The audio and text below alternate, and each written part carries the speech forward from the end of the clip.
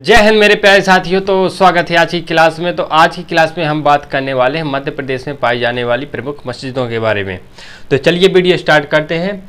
तो पहली मस्जिद के बारे में बात करें तो पहली मस्जिद है हमारी लाट मस्जिद। ये कहाँ है? धार में स्थित है। और जो लाट मस्जिद है ये जैन मंदिरों के खंडहर पर निर्मित है। इसका निर्माण 1405 ईस्वी में करवाया गया था। लाट मस्जिद को ही हम मीनार मस्जिद के नाम से जानते हैं। तो अपन इसको याद रखेंगे। लाट मस्जिद कहाँ? धार में।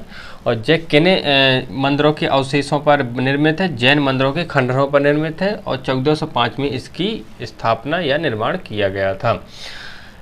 दूसरी बात करते हैं भोजशाला मस्जिद। भोजशाला मस्जिद ये भी कहाँ है? अपनी धार में है। इसका निर्माण अपने अलाउद्दीन खिलजी ने करवाया था भोजशाला मस्जिद का। तो जो भोजशाला मस्जिद है ये सरस्वती मंदिर के ऊपर स्थित है, यानी कि सरस्वती मंदिर के ऊपर ही इसको बनवाया गया था भोजशाला मस्जिद को, जो राजा भोज द्वारा निर्मित था। सरस्वती मंदिर किसके द्वारा निर्मित था? राजा भोज द्वारा। तो सरस्वती मंदिर के ऊपर अलाउद्दीन खिलजी ने भोजशाला मस्जिद का निर्माण करवाया था धार में। आगे बात करते हैं हम मोती मस्जिद। मोती मस्जिद हमारी कहाँ है? भोपाल में। इसकी निर्माता कौन है? सिकंदर जहां बेगम ने 1860 में इसका निर्माण करवाया था। तो चलिए अब हम आगे बात करेंगे। ताजुल मस्जिद। ताजुल मस्जिद जो कहाँ है? अपनी भोपाल में है। ताजुल मस्जिद को मस्जिदों का ताज बोला जाता है। और इसके निर्माणकर्ता कौन है? शाहजहां बेगम। ताजुल मस्जिद का निर्माण किसने किया था? शाहजहां बेगम ने किया था। जो ताजुल मस्जिद है वो भारत तथा एशिया की सबसे बड़ी मस्जिद है। ये इम्पोर्टेंट तरीके से अपन याद रखेंगे। और जो ताजुल मस्जिद है जो दिल्ली की जो जामा मस्जिद है उससे प्रेरित होकर इसका निर्माण किया गया था। इसका निर्माण किया गया था। और इसमें एक उर्स लगता है, इत्जमा नाम का उर्स, यानी एक उर्स को अपन मेला ही बोल सकते हैं। तो इत्जमा नाम का उर्स प्रतिवर्ष 3 दिन के लिए यहाँ पर लगता है।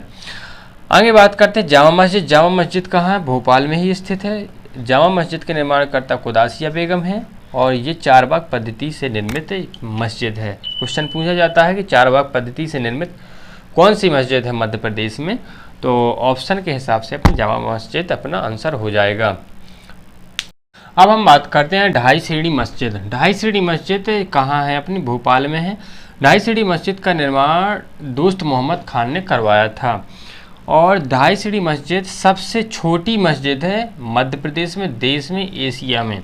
अगर पूछा जाए कि भाई मध्य प्रदेश में सबसे छोटी मस्जिद कौन है तो ढाई सीढ़ी मस्जिद होगी। और देश में पूछा जाए तो भी ढाई सीढ़ी मस्जिद होगी। अगर एशिया में पूछा जाए तो भी ढाई सीढ़ी मस्जिद होगी।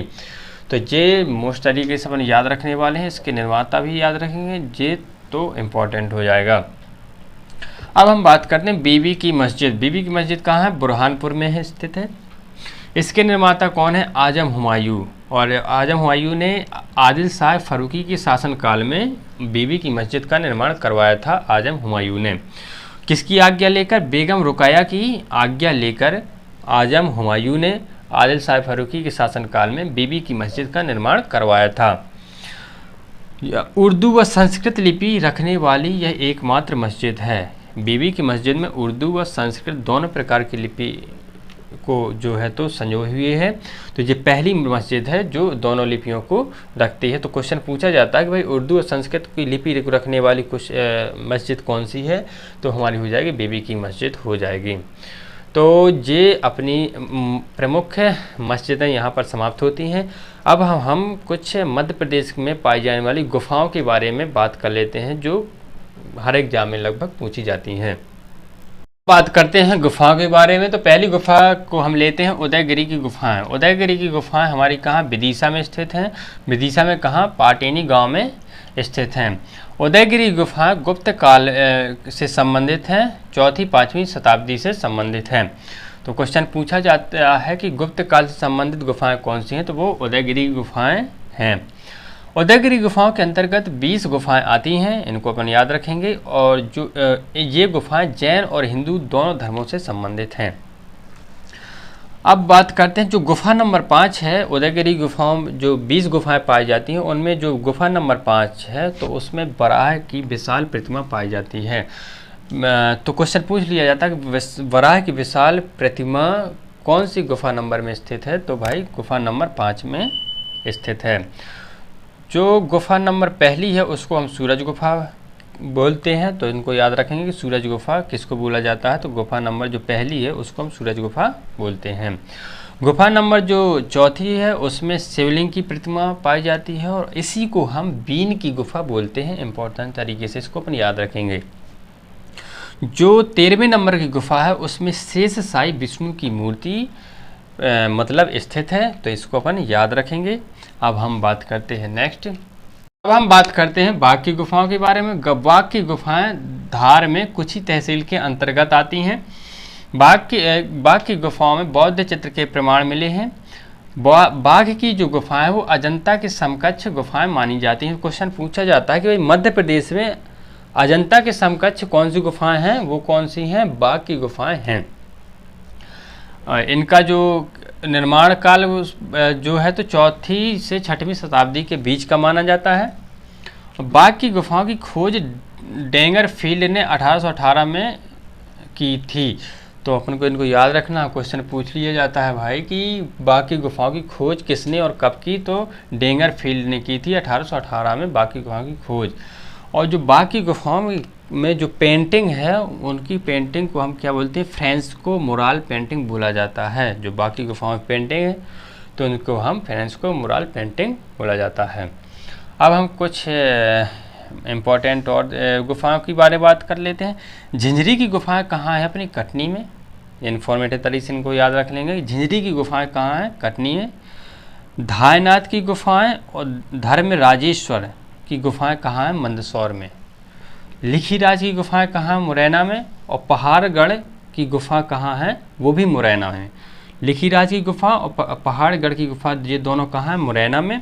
और पहाड़गढ़ की गुफा जो है वो आसन नदी के किनारे है मुरैना में। तो क्वेश्चन एक और यहाँ से निकल के आता है कि भाई आसन नदी कहाँ पर है, तो वो मुरैना में है। ठीक है, तो इन तरीके से अपन को याद रखेंगे। अगली बात करते हैं लोहानी की गुफा। लोहानी की गुफा कहाँ है? धार में है। अब हम आगे बात करते हैं। अब बात करते हैं हम मत्स्येंद्र गुफाओं के बारे में। तो मत्स्येंद्र की गुफाएं कहाँ? उज्जैन में है। काजल रानी की गुफाएं कहाँ पाई जाती हैं? खंडवा में पाई जाती हैं। मोस्ट इंपॉर्टेंट ये जितनी सारी गुफाएं अपन के बारे में अपन चर्चा करें, जो मोस्ट इंपॉर्टेंट है, इनको ही अपन को याद ही करना है। काजल रानी गुफाएं कहाँ हैं? खंडवा में है। लिखी दांत की गुफाएं कहाँ हैं? चंदेरी। चंदेरी कहाँ है? अपनी अशोकनगर। चंदेरी की अपनी साड़ी बहुत प्रसिद्ध है, GI टैग इनको मिला हुआ, अशोक नगर।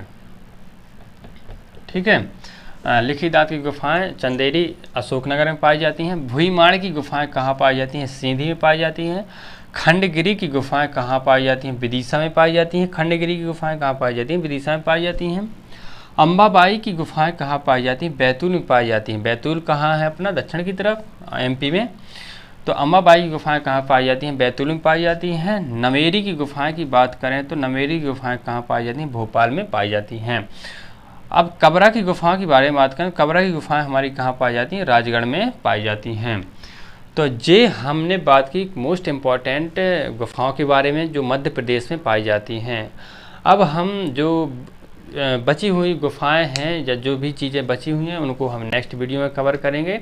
तो आज का जो वीडियो का एंड यहीं तक है। तो वीडियो देखने के लिए बहुत बहुत धन्यवाद।